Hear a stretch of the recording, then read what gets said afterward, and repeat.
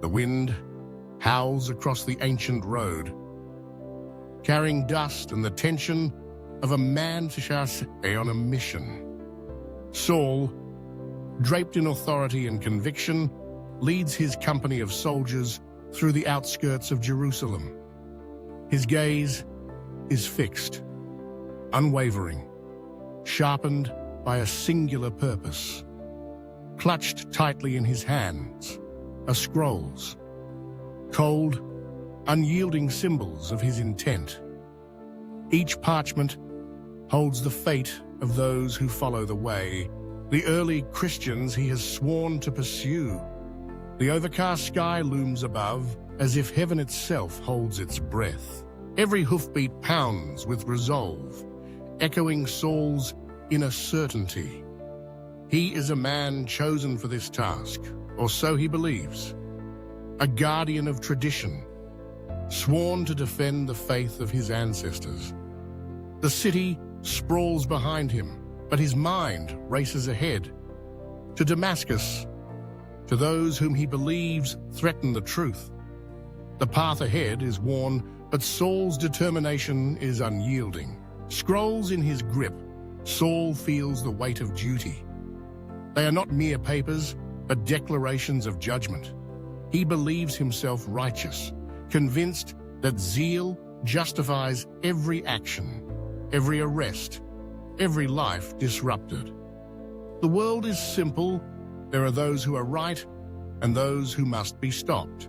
But as the road stretches onward, destiny intervenes. A blinding light, fierce and sudden, tears the sky asunder. It is not of this world. Its brilliance transcends the sun, and its voice shakes the very earth. Saul is thrown from his horse, the ground rising to meet him as he covers his face in terror. The soldiers scatter, but Saul hears only the thunderous voice, echoing in the depths of his soul. "Saul, Saul, why do you persecute me?" Silence falls as abruptly as the light appeared. Saul, trembling and lost, opens his eyes to darkness. He reaches out, but the world is void. Fear grips him, not for his mission, but for his very being. The authority that once emboldened him now lies in tatters. Alone and blind, Saul is led by the hand to Damascus, his mind swirling with questions and a strange, unfamiliar hope. Days pass in darkness, his soul wrestling with the encounter. In a quiet room, another man prays. Ananias, a disciple, sent by God despite his own fears. Stepping forward, Ananias lays trembling hands on Saul.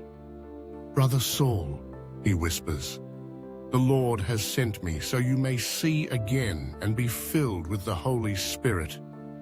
In that moment, something like scales fall from Saul's eyes, and light floods his vision. The world is new. The man he was is gone.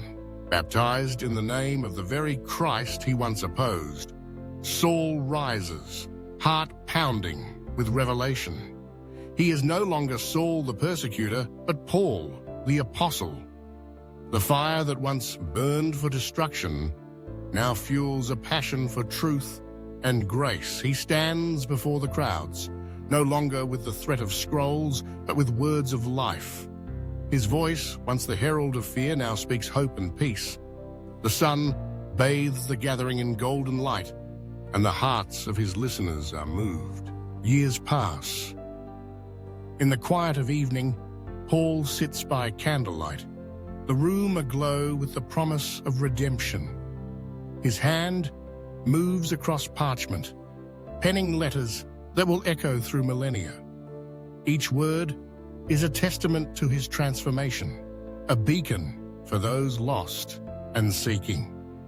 The gentle scratch of quill on parchment whispers of hope, of grace, of a love greater than any darkness.